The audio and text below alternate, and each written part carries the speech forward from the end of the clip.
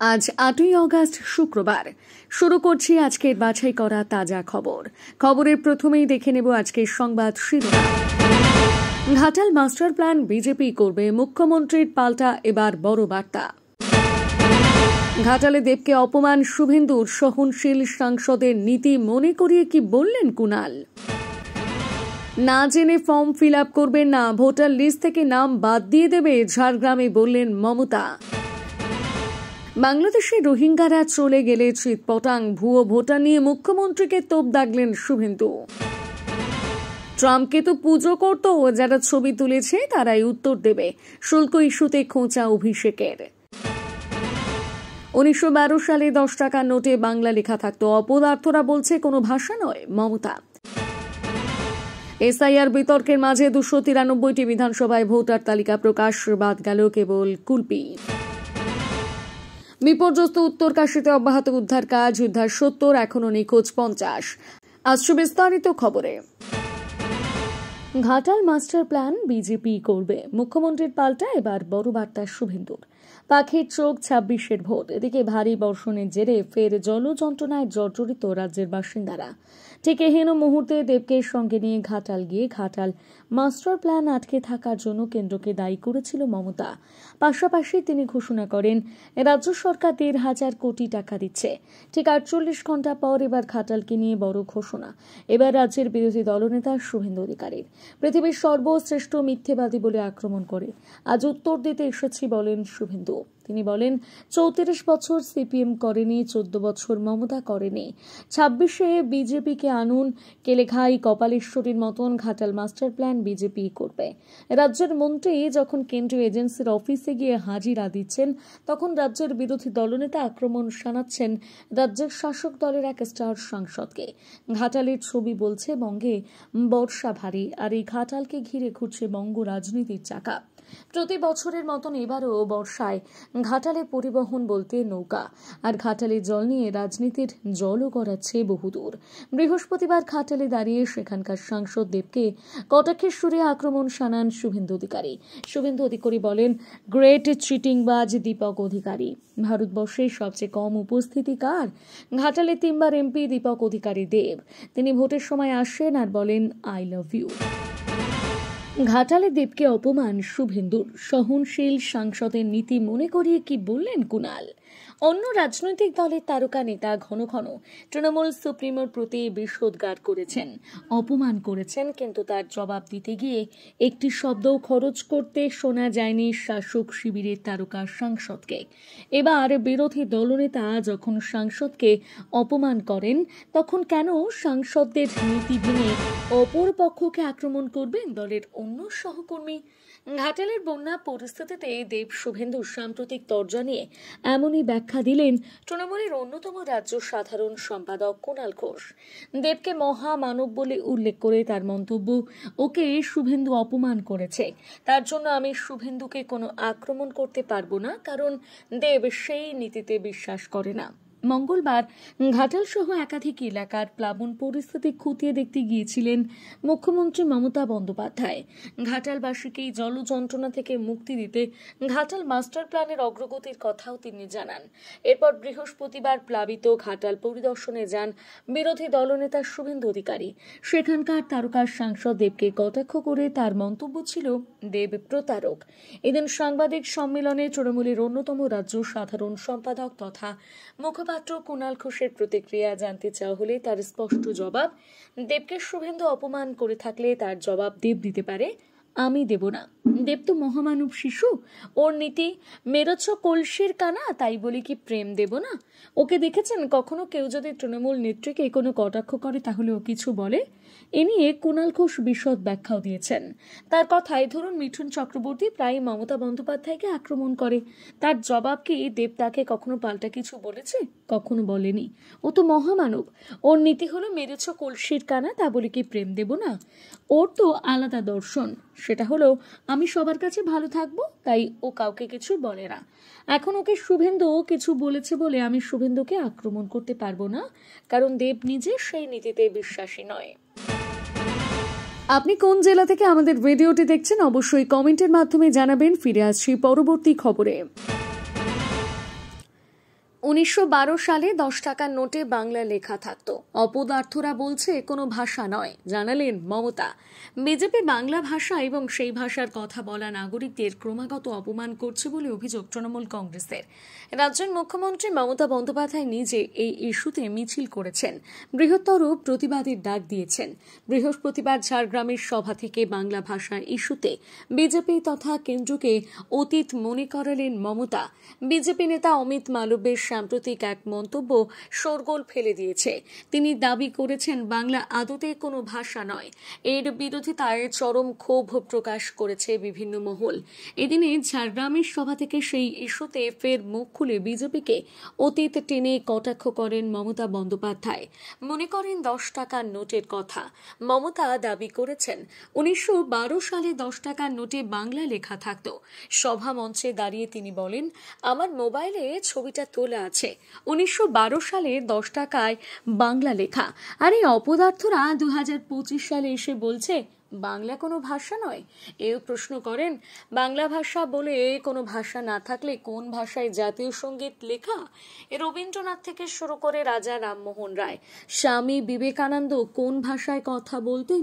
বিগত কয়েক মাসে একাধিক রাজ্যে বাংলাভাষী মানুষের উপর অত্যাচারের ঘটনা ঘটছে বলে অভিযোগ তুলেছে তৃণমূল। ঝাড়গ্রামের সভা থেকেও মুখ্যমন্ত্রী বলেন, বাংলার প্রায় 2000 মানুষের উপর বাইরের রাজ্যে অত্যাচার হচ্ছে। বাংলার কথা বললেই বলা হচ্ছে রোহিঙ্গা। মমতার অভিযোগ, এখন অত্যাচার চলছে আর ভোটের সময় এসে বলবে টাকা নাও, ভোট দাও। এই জিনিস তারা কিছুতেই মানবে না। ট্রাম্পকে তো পুজো করত, যারা ছবি তুলেছে তারা উত্তর দেবে। শুল্ক ইস্যুতে খোঁচা দিলেন অভিষেক। ভারতকে শুল্ক বানে বিদ্ধ করছেন মার্কিন প্রেসিডেন্ট ডোনাল্ড ট্রাম্প। 25% পর আরও বাড়তি 25% শুল্ক ইতিমধ্যেই চাপিয়েছেন তিনি। হুঁশিয়ারি দিয়েছেন সেকেন্ডারি স্যাংশনেরও। ভারত আপাতত এই সিদ্ধান্তের বিরোধিতা করে পাল্টা কড়া বার্তা দিয়েছে। তবে শুল্ক নিয়ে কি সিদ্ধান্ত নেওয়া হবে তা এখনো পর্যন্ত স্পষ্ট করেনি। লোকসভায় তৃণমূল দলনেতা অভিষেক বন্দ্যোপাধ্যায় এই জায়গাতেই প্রশ্ন তুললেন, ট্রাম্পকে কারা পুজো করত? নরেন্দ্র মোদী এবং ডোনাল্ড ট্রাম্প ভালো বন্ধু বলেই বিশ্বের রাজনৈতিক মহলে পরিচিত। একাধিক সময়ে তারা একে অপরকে এইভাবে সম্বোধন করেছেন। এখন শুল্ক ইস্যুতে মোদী সরকারকে বিধে কার্যত খোঁচা দিলেন তৃণমূল সাংসদ অভিষেক বন্দ্যোপাধ্যায়। বললেন, এই নিয়ে আমাদের প্রশ্ন করা উচিত নয়। তিনি স্পষ্ট বলে দিলেন, এই নিয়ে তাকে যেন কোনো প্রশ্ন না করা হয়। এখন শুল্ক ইস্যুতে বিধে কার্যত খোঁচা দিয়েছেন তিনি আরো বলেন, যাদের ডোনাল্ড ট্রাম্পের সঙ্গে ছবি রয়েছে তাদেরকে গিয়ে প্রশ্ন করতে হবে। মোদী এবং ট্রাম্প ভারত আমেরিকায় একে অপরের হয়ে প্রচার করেছিলেন। সেই প্রসঙ্গ টেনে অভিষেক বলেন, ট্রাম্পের হয়ে দেশে প্রচার করেছিলেন খোদ নরেন্দ্র মোদী, বিজেপির নেতারা। এমনকি তার দীর্ঘায়ু কামনা করে যজ্ঞ পর্যন্ত করা হয়েছে। অন্যদিকে টেক্সাসে গিয়ে প্রচার সেরেছিলেন মোদী। এখন তারা সরকারে থাকাকালীন হঠাৎ এই পরিমাণ চাপ সৃষ্টি করা হচ্ছে। এই পরিপ্রেক্ষিতে অভিষেকের প্রশ্ন, কোথায় গেল 56 ইঞ্চি ছাতি? পাশাপাশি তিনি এও বলেন, ভারত সরকারের উচিত কড়া ভাবের মোকাবিলা করা। সম্প্রতি ডোনাল্ড ট্রাম্প ভারতের অর্থনীতিকে মৃত বলে কটাক্ষ করেছিলেন। তারও পাল্টা দিয়ে অভিষেকের হুঁশিয়ারি, অন্য কেউ ভারত সম্পর্কে এমন কথা বলতে পারে না, বললে তার বিরোধিতা করা উচিত। হতে পারে দেশের অর্থনীতি ভালো জায়গায় নেই, কিন্তু তা মৃত বলে তিনি মানেন না, সাফ তার কথা। ঘাটালের বন্যা পরিস্থিতি পরিদর্শনে গিয়ে তৃণমূলকে কড়া ভাষায় আক্রমণ করলেন রাজ্যের বিরোধী দলনেতা শুভেন্দু অধিকারী। বন্যা ত্রাণ, ভুয়ো ভোটার সহ একাধিক ইস্যু নিয়ে প্রশ্ন তুললেন তিনি। একই সঙ্গে 28 নির্বাচনে তৃণমূলকে বিসর্জনের ডাক দিলেন বিজেপি নেতা। এদিন সভা মঞ্চে দাঁড়িয়ে মমতা বন্দ্যোপাধ্যায়, অভিষেক বন্দ্যোপাধ্যায় এবং ফেরাদ হাকিমকে একযোগে আক্রমণ করেন বিরোধী দলনেতা। বলেন, এদের লক্ষ্য বাংলাদেশি রোহিঙ্গাদের বাঁচাতে হবে, কারণ তৃণমূল চলে গেলে দিদি চিৎপটাং। কদিন আগে বন্যা পরিস্থিতি পরিদর্শনে ঘাটালে গেছিলেন মুখ্যমন্ত্রী মমতা বন্দ্যোপাধ্যায়। তার সেই সফরকে কটাক্ষ করেন শুভেন্দু অধিকারী। বলেন, মুখ্যমন্ত্রী এসে ডাঙায় দাঁড়িয়েছিলেন, চোটে পড়ে ক্যামেরার সামনে এসে কেবল তু খিচ মেরি ফটো। তারপর মুখ্যমন্ত্রী কি কি বলেছিলেন সেই বিষয়গুলো উল্লেখ করেন তিনি। মুখ্যমন্ত্রীর সঙ্গে ছিলেন ঘাটালের সাংসদ অভিনেতা দেব। তাকেও তীব্র ভাষায় আক্রমণ করে শুভেন্দু। বলেন, একজন চিটিংবাজ। সংসদে সব থেকে কম উপস্থিতি এই 3 বারের সাংসদের। ভোটের সময় একবার আসে আর বলে আই লাভ ইউ। মুখ্যমন্ত্রী বাংলার পরিযায়ী শ্রমিকদের ফিরে আসার বার্তা দিয়েছেন। তাদের জন্য মাসিক 1000 টাকা ভাতা চালু করা হবে বলেও ঘোষণা করেছেন। এ নিয়ে পাল্টা শুভেন্দু বলেন, তাদের মাসে 1 লক্ষ টাকার বেশি রোজগার। গুজরাট, দিল্লির মতন বিভিন্ন রাজ্যে গিয়ে প্রচুর টাকায় রোজগার করেন। সেই টাকা দিয়ে বাংলায় এসে জমি কেনেন। পরিসংখ্যান তুলে ধরে বন্যাত্রাণ নিয়েও রাজ্যের কাছে প্রশ্ন তুলে ধরেন বিরোধী দলনেতা। আজ ঘাটালের বানভাসী জনগণের প্রতিবাদ সভায় অংশগ্রহণ করেন শুভেন্দু অধিকারী। ঘাটালের হাসপাতাল মোড় থেকে সেন্ট্রাল বাস স্ট্যান্ড পর্যন্ত মিছিল করেন তিনি। মিছিলে সামিল হয়েছিলেন স্থানীয় বিজেপি নেতা থেকে শুরু করে বহু দলীয় কর্মী। টানা বৃষ্টিতে ঘাটালে প্রতি বছর বন্যা পরিস্থিতি তৈরি হয়। এর সমাধান ঘাটাল মাস্টার প্ল্যান জানিয়ে কেন্দ্র রাজ্য সংঘাত প্রায়ই শোনা যায়। মঙ্গলবার ঘাটালে গিয়ে মমতা বন্দ্যোপাধ্যায় জানিয়েছিলেন, ঘাটাল মাস্টার প্ল্যান রাজ্য করছে। 500 কোটি টাকা বরাদ্দ করা হয়েছে। বর্ষার পর কাজ শুরু হবে। ওই দিনই জল ছাড়া ডিভিসিকে কাঠগড়ায় তুলেছিলেন মুখ্যমন্ত্রী। তার কথায় নদীমাতৃক দেশ বাংলা। নেপালে বৃষ্টি হলে উত্তরবঙ্গ ভেসে যায়, আর ডিভিসি মাইথন পাঞ্চেত থেকে জল ছাড়ার কারণে দক্ষিণবঙ্গ প্লাবিত হয়। সুপ্রিয় দর্শক, আজকের খবরগুলো আপনাদের ভালো লাগলে অবশ্যই লাইক করে দেবেন। এই ভিডিওতে আমরা 1000টি লাইক টার্গেট করছি। আশা করি আপনারা লাইক করে আমাদের উৎসাহিত করবেন। না জেনে ফর্ম ফিল আপ করবেন না, ভোটার লিস্ট থেকে নাম বাদ দিয়ে দেবে। ঝাড়গ্রামে এমনটাই হুঁশিয়ারি দিলেন মমতা। ভোটার লিস্ট ইস্যুতে ফের একবার রাজ্যবাসীকে সতর্ক করার চেষ্টা করলেন বাংলার মুখ্যমন্ত্রী মমতা বন্দ্যোপাধ্যায়। ঝাড়গ্রামের সভা থেকে তিনি বলেন, কেউ যদি ফর্ম ফিল আপ করতে বলে, না জেনে করবেন না, ভোটার লিস্ট থেকে নাম বাদ হয়ে যেতে পারে। তার সংযোজন এইভাবে এনআরসির নোটিশ ধরিয়ে দেবে, কিন্তু রাজ্য সরকার তা মানবে না বলে আশ্বস্ত করেন মমতা। বিশ্ব আদিবাসী দিবস উপলক্ষে ঝাড়গ্রামের সভা ছিল মুখ্যমন্ত্রীর। সেখান থেকে ফের একবার ভোটার লিস্ট এনআরসি ইস্যুতে মুখ খোলেন তিনি।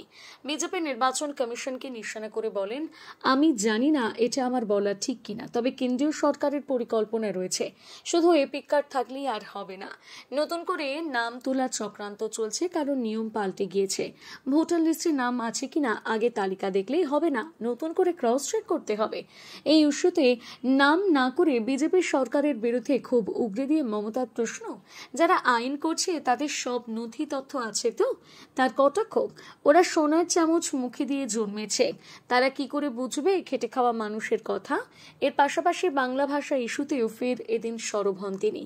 আবারও প্রশ্ন করেন, বাংলা ভাষা বলে কোনো ভাষা না থাকলে কোন ভাষায় জাতীয় সঙ্গীত লেখা? বিগত কয়েক মাসে একাধিক রাজ্যে বাংলাভাষী মানুষের উপর অত্যাচারের ঘটনা ঘটছে বলেও অভিযোগ তুলেছে তৃণমূল। খোদ মুখ্যমন্ত্রীও বিষয়টি নিয়ে সরব হয়েছেন, মিটিং মিছিল করেছেন। ঝাড়গ্রামের সভা থেকে তিনি ক্ষোভ প্রকাশ করেছেন। বলেন, বাংলার প্রায় 2000 মানুষের উপর বাইরের রাজ্যে অত্যাচার হচ্ছে। বাংলার কথা বললেই বলা হচ্ছে রোহিঙ্গার কথা। মমতার অভিযোগ, এখন অত্যাচার চলছে আর ভোটের সময় এসে বলবে টাকা নাও, ভোট দাও। এই পরিপ্রেক্ষিতে আম জনতাকে সতর্ক করে তিনি পরামর্শ দেন, সব দেবেন নিজের ঠিকানা, ভাষা অস্তিত্ব দেবেন না, তাহলে সব চলে যাবে। শেষ পর্যন্ত দেখুন ভিডিওটি, আছে আরো বড় বড় গুরুত্বপূর্ণ খবর। এসআইআর বিতর্কের মাঝে রাজ্যের 24 জেলায় 2002-এর ভোটার তালিকা প্রকাশ করল নির্বাচন কমিশন। 294টি বিধানসভা কেন্দ্রের মধ্যে একমাত্র কুলপি বাদে 293টি বিধানসভা কেন্দ্রের তালিকা প্রকাশ করা হয়েছে। এসআইআর এর আগে ওয়েবসাইটে সব তালিকা সাধারণের জন্য প্রকাশ করা হয়েছে। কুলপিতে ভোটার তালিকা পাওয়া যাচ্ছে না। ব্যাখ্যা শেষ পর্যন্ত না পাওয়া গেলে 2003-এর ড্রাফট ব্যবহার করবে কমিশন। গত 5 তারিখ 294টি বিধানসভা কেন্দ্রের মধ্য থেকে 103টি বিধানসভা কেন্দ্রের 2002 সালের ভোটার তালিকা প্রকাশ করে নির্বাচন কমিশন, কিন্তু তখন 4টি বিধানসভার ভোটার তালিকা পাওয়া যাচ্ছিল না। এর মধ্যে দক্ষিণ 24 পরগনা অর্থাৎ একটি, কুলপি ও বীরভূমের মুরারাই, রামপুরহাট এবং রাজনগর ছিল। এরপর ভোটার তালিকা তালিকা খুঁজে বার করার জন্য জেলা শাসকদের নির্দেশ দেয় বীরভূমে 3টি বিধানসভা কেন্দ্রের ভোটার তালিকা খুঁজে পাওয়া গেলেও কুলপির তালিকা এখনও নিখোঁজ। একান্তই যদি 2002 সালের সেই ভোটার তালিকা না পাওয়া যায় তাহলে কি করবে নির্বাচন কমিশন? সেক্ষেত্রে 2003 সালের খসড়া ভোটার তালিকার উপর নির্ভর করবে নির্বাচন কমিশন। বিহার দিয়ে শুরু হয়েছে এসআইআর প্রক্রিয়া। কমিশন পরে জানায় শুধু বিহার নয়, অন্য রাজ্যগুলোতে হবে প্রক্রিয়া। ইতিমধ্যে খসড়া তালিকায় বিহারে 65 লক্ষ ভোটারের নাম বাদ গিয়েছে। উল্লেখ্য, নির্দিষ্ট সময়ের ব্যবধানে কমিশন এই বিশেষ সমীক্ষা চালায়। শেষবার বাংলায় এসআইআর হয়েছিল 2002 থেকে 2004 সালের মধ্যে।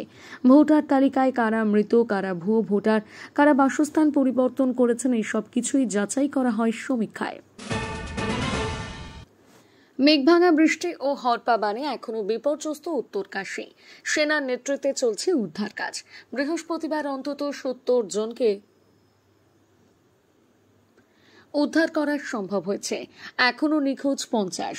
এ পর্যন্ত 4 জনের মৃত্যুর কথা জানা গিয়েছে। দেরাদুনের স্কুল কলেজ অনির্দিষ্টকালের জন্য বন্ধ রাখা হয়েছে। গত মঙ্গলবার মেঘ ভাঙা বৃষ্টির জেরে হরপা বানে ধস নেমে জলের তরে ভেসে গিয়ে মৃত্যু হয় 4 জনের। নিখোঁজ ছিল বহু।